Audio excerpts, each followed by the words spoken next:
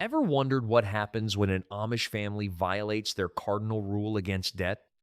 Modern families file bankruptcy privately, but Amish debt becomes a community crisis requiring church intervention and collective action.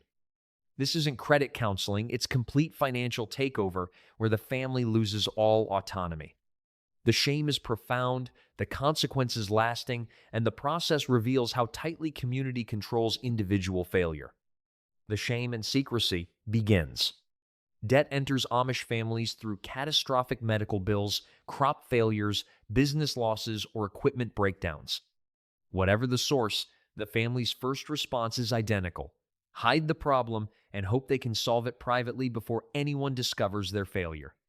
The shame associated with debt in Amish culture cannot be overstated. Biblical teachings about "owe no man anything," the whispers begin, and soon the bishop hears that a family is struggling. The ministerial visit. Once church leadership learns of potential debt, a formal visit occurs to the bishop, accompanied by a deacon arriving to discuss the family's financial situation. This isn't a friendly call, but an investigation requiring complete transparency. The family must disclose everything: outstanding bills, creditor amounts, income sources, and monthly expenses. The ministers examine every aspect with scrutiny that would violate modern privacy expectations. The primary task is determining whether debt resulted from sin or misfortune. Debt from gambling or excessive pride receives very different response than debt from medical emergencies or natural assistance. If debt involved wrongdoing, unapproved business expansion, or purchases made for pride, the father must confess publicly before the congregation. The humiliation adds to the family's burden, but is considered necessary for spiritual restoration. Even debt from blameless circumstances requires complete financial transparency moving forward. They surrender financial autonomy to church oversight. The loss of privacy and control begins immediately. The budget restructuring. Church leaders create a mandatory budget, reducing the family to bare subsistence living, eliminating every expense not essential for survival and debt repayment. This isn't collaborative counseling, but imposed austerity the family must accept without negotiation. Every expense faces scrutiny. Groceries are calculated for adequate nutrition, at minimum cost, no convenience foods, no treats, reviewed monthly, and any unexplained spending triggers immediate investigation. The family must also identify additional income sources. The father might work construction during the day and farm in evenings. The mother might sell more eggs or baked goods, with all proceeds going directly to debt reduction. The community fundraising. Once the church determines the debt exceeds what the family can reasonably repay alone, the bishop announces the need to the congregation, making the family's failure official and unavoidable. The announcement balances honesty with preservation of dignity. The bishop explains the circumstances, emphasizes the family is cooperating, and calls the community to demonstrate charity. The request isn't optional, but expected obligation. Benefit auctions are organized where members donate items specifically for the struggling family. Quilts, furniture, livestock, and tools are contributed, with people deliberately bidding up prices beyond market value.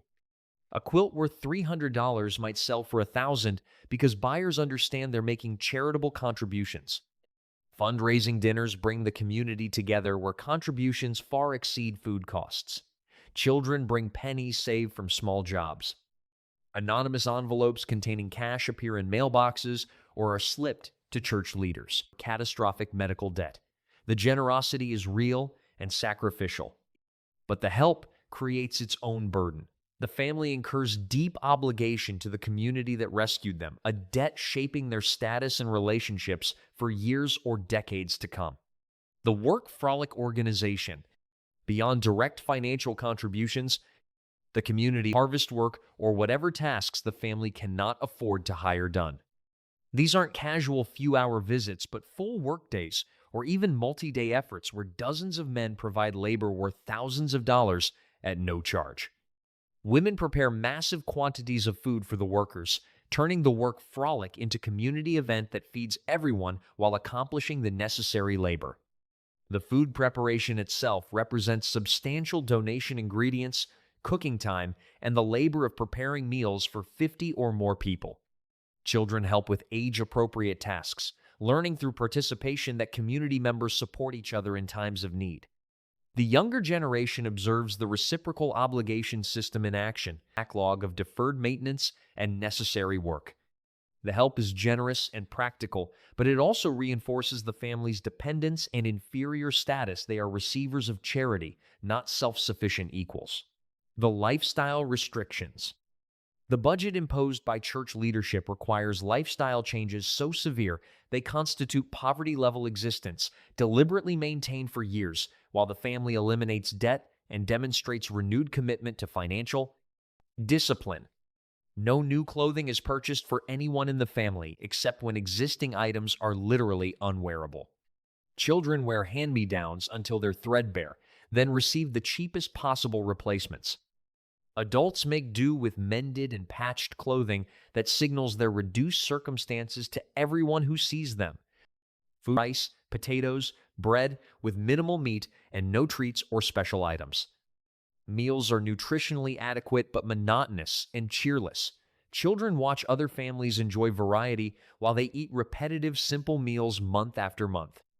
Household spending stops entirely except for the most critical needs. Broken items stay broken unless they're essential for basic functioning. Repairs are deferred, replacement purchases are forbidden, and the family's living standard declines visibly. Neighbors notice the deterioration, and the family's reduced circumstances become public knowledge, confirming their failure. Travel is restricted to absolute necessities, church attendance, essential medical care, and required work-related trips only. No visiting relatives for enjoyment, no attending weddings or events requiring travel costs, no activities outside the immediate area. The social isolation compounds the family's stress. These restrictions continue not just until the debt is paid, but often for additional time afterward to demonstrate that the family has learned financial discipline. A family might live this way for 3, 5, or even more years, depending on the debt size and the leadership's assessment of the family's attitude and compliance. The creditor negotiations. Church leaders take direct responsibility for negotiating with creditors on the family's behalf, a process that leverages community backups for cash payment plans, sometimes reducing bills by 30 to 50% or more. When the church negotiates directly and commits to regular payments from community funds. Hospitals and doctors recognize that guaranteed payment, even if reduced and delayed, beats the uncertainty of collection attempts against families who might otherwise declare bankruptcy. Amish-friendly businesses in the local economy often forgive portions of debt or accept deeply reduced payment arrangements to maintain long-term relationships with the Amish community that represents significant, ongoing business. A supplier might accept 50 cents on the dollar paid over several years rather than pursuing full collection that might damage future business relationships.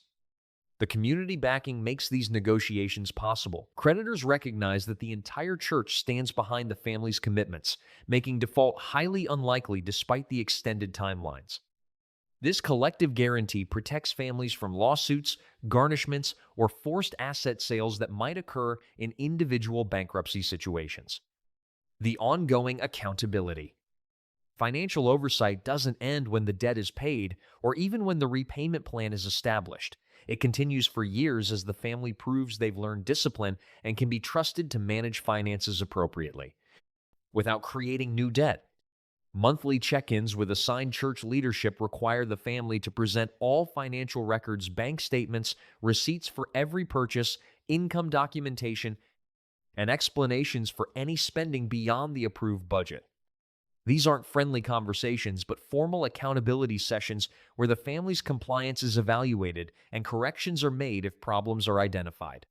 Surprise visits occasionally occur to verify that the family is actually living within the imposed restrictions rather than records, but receive them anyway because the family has no choice but to cooperate fully with the oversight process. Every transaction is examined, and any unexplained or questionable spending triggers immediate inquiry and potential consequences. The family cannot make major purchases or financial decisions without explicit advance approval. Replacing broken equipment, making home repairs, or even buying livestock requires presenting the need to church leadership and receiving permission before proceeding. The loss of autonomy is complete and ongoing. This accountability typically continues for at least as long as it took to repay the debt, and sometimes indefinitely for families whose debt resulted from poor judgment. All remaining income is applied to creditors and to repaying the community fundraising that helped eliminate the most urgent debts. The family lives paycheck to paycheck with no savings, no cushion, and no financial breathing room year after year. Family celebrations and normal life joys are postponed indefinitely. Birthdays pass with minimal acknowledgement, holidays are stripped of any financial expenditure, and children grow up understanding that their family's financial failure means they cannot participate in normal childhood activities that cost money. The psychological impact on children who watch peers enjoy things they cannot have is substantial. The community watches the family's progress publicly. Everyone knows approximately how much debt existed and can calculate roughly how long repayment should require. The family's continued austerity proves they're staying on track, while any sign of impression or sneaking unauthorized spending. When the final debt payment is made, the accomplishment is acknowledged publicly, but without celebration that might seem to minimize the seriousness of having incurred debt originally. The family's relief at finally being